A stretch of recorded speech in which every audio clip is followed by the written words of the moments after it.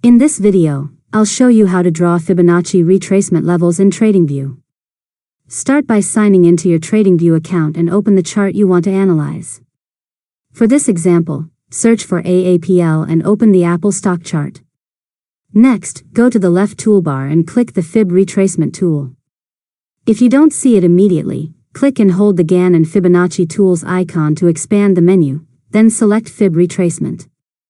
After that, identify a clear price swing on the chart. For example, click on a recent swing low and drag the tool to a recent swing high if you're analyzing an uptrend. If you're analyzing a downtrend, drag from the swing high to the swing low. Now release your mouse to place the Fibonacci retracement. Tradingview will automatically display the common Fibonacci levels, such as 0.236, 0.382, 0.500, 0.618, and 0.786. Next, if you'd like to customize the tool, double-click the Fibonacci retracement on the chart. You can change the colors, add or remove levels, and adjust the labels from the Settings panel.